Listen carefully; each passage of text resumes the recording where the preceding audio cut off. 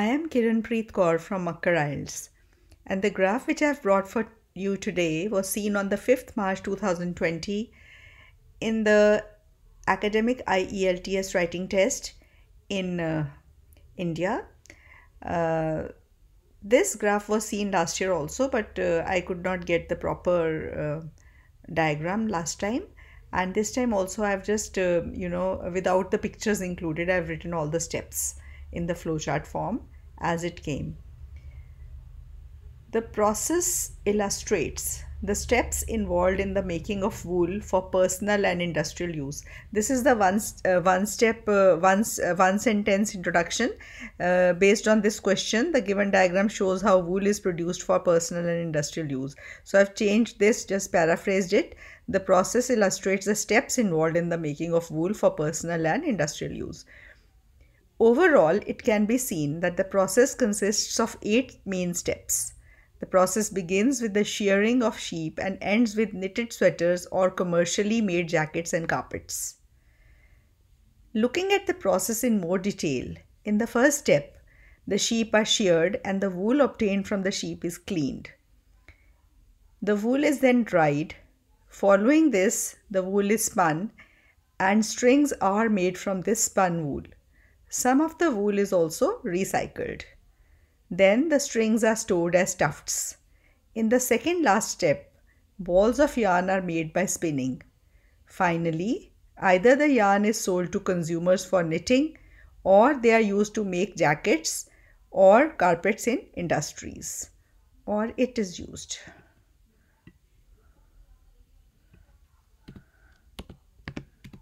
Or it is used to make jackets or carpets in industries. So this is for yarn. Now I'll be speaking it out in Hindi also, translating it. ये process steps illustrate करता है जो कि involved हैं wool को बनाने में, जो कि हम personal या industrial use के लिए use करते हैं. Overall ये देखा जा सकता है कि इस process में 8 steps हैं, 8 main steps हैं. प्रोसेस बिगिन होता है शेयरिंग ऑफ शीप से और एंड होता है निटेड स्वेटर्स और commercially made jackets and carpet से. सो ये बहुत अच्छा तरीका है प्रोसेस का ओवरव्यू देने के लिए. एक स्टेप में, एक सेंटेंस में लिख दो कितने स्टेप्स हैं और दूसरे सेंटेंस में फर्स्ट स्टेप और लास्ट स्टेप के बारे में बता दो. प्रोसेस ऐसे बिगिन होता है और ऐसे एंड होता है. So this will be the 2 sentence overview, 1 sentence introduction, 2 sentence overview. अब आ जाओ प्रोसेस पे. Looking at the process in more detail, in the first step, the sheep are sheared and the wool obtained from the sheep is cleaned. So ये देखो first step में sheep are sheared. Shearing ये है तो sheep को क्या करते हैं? Sheep are sheared. ये passive voice है. ये यहाँ पे are जो है be की form है और sheared third form of verb है. And the wool obtained from the sheep is cleaned. Is cleaned भी passive voice है. Is be की form है और cleaned clean की थर्ड फॉर्म है. The wool is then dried. So drying लिखा हुआ है, फिर हम लिख सकते हैं वूल इज़ देन इसका ये दूसरा, ये जो क्या कहते हैं कि सीक्वेंसिंग की लैंग्वेज आती है प्रोसेस में. 2 तरह की लैंग्वेज होती है प्रोसेस में.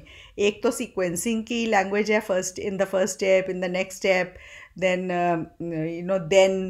आफ्टर दैट, फॉलोइंग दिस, ये सारी सीक्वेंसिंग की लैंग्वेज है. और साथ में हम पैसिव वॉइस यूज़ करते हैं जिसमें बी की फॉर्म आती है plus the third form of verb आती है.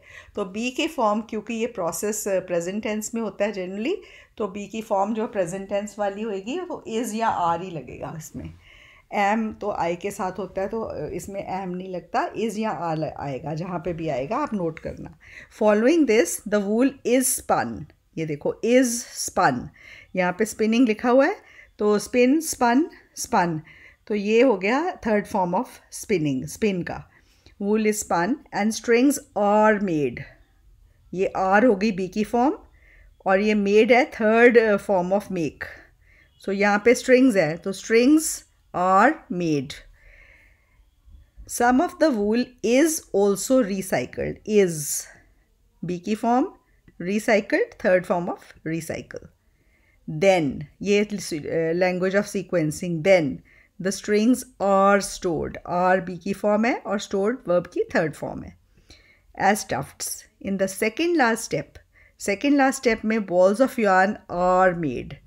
ये are made बनाए जाते हैं. तो are हो गया बी की फॉर्म, make की third form made by spinning.